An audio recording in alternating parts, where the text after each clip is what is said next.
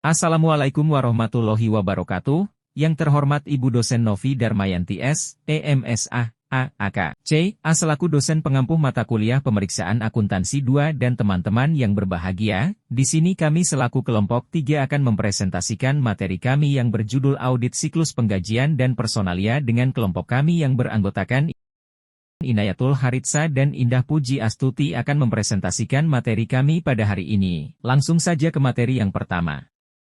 1. Pengertian audit siklus penggajian dan personalia.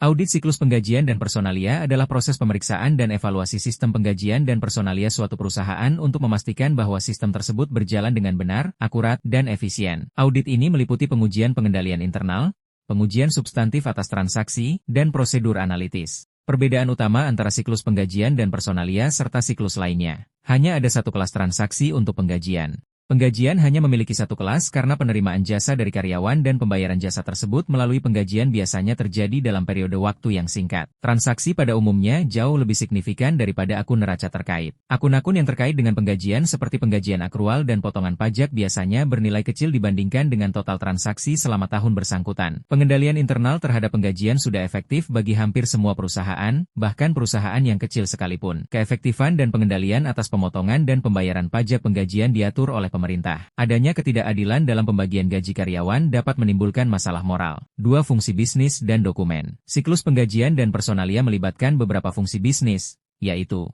personalia dan kesempatan kerja.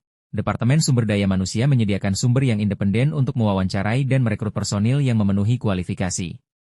Departemen tersebut juga merupakan sumber catatan yang independen untuk verifikasi internal atas informasi upah 1. Pencatatan waktu dan persiapan penggajian, dokumen yang diperlukan antara lain kartu kerja, tiket waktu kerja, file transaksi penggajian, jurnal, daftar penggajian, file induk penggajian 5.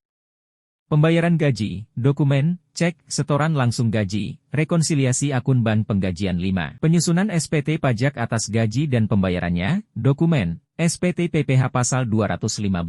3. Pengendalian internal. Pengendalian internal yang penting dalam siklus penggajian dan personalia meliputi pemisahan tugas. Pemisahan tugas yang memadai untuk mencegah pembayaran berlebih dan pembayaran kepada karyawan fiktif. Otorisasi yang tepat. Hanya Departemen Sumber Daya Manusia yang boleh mengotorisasi untuk menambah dan menghapus karyawan dari daftar penggajian atau mengubah tingkat upah serta potongan. 5. Prosedur analitis.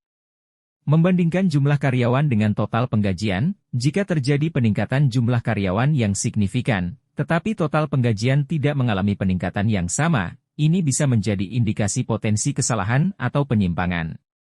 Membandingkan jumlah jam kerja dengan total penggajian, jika ada perbedaan yang signifikan antara jumlah jam kerja yang dicatat dan total penggajian yang dibayarkan, ini bisa menjadi indikasi kesalahan dalam perhitungan gaji. Memeriksa hubungan antara jumlah karyawan dengan jumlah penggajian per karyawan, jika jumlah karyawan meningkat, tetapi jumlah penggajian per karyawan menurun, ini bisa menjadi indikasi bahwa perusahaan mengurangi biaya penggajian dengan mengurangi jumlah karyawan atau mengurangi jumlah jam kerja. 6. Pengujian atas rincian saldo. Pengujian atas rincian saldo merupakan salah satu tahap penting dalam audit yang bertujuan untuk memverifikasi keakuratan dan kelengkapan saldo akun pada neraca. Dalam konteks audit siklus penggajian dan personalia, pengujian atas rincian saldo akun kewajiban yang utama dalam siklus penggajian dan personalia meliputi gaji dan upah yang dibayarkan, memastikan bahwa jumlah gaji dan upah yang dicatat di neraca benar dan sesuai dengan bukti-bukti pembayaran. Utang gaji, memeriksa keakuratan dan kelengkapan utang gaji yang tercatat, termasuk memastikan bahwa semua gaji yang terutang telah dicatat dengan benar. Tunjangan karyawan, memverifikasi keakuratan dan kelengkapan catatan tunjangan karyawan, seperti tunjangan kesehatan, tunjangan pensiun, dan tunjangan lainnya. Pajak penghasilan, memeriksa keakuratan dan kelengkapan catatan pajak penghasilan yang dipotong dari gaji karyawan.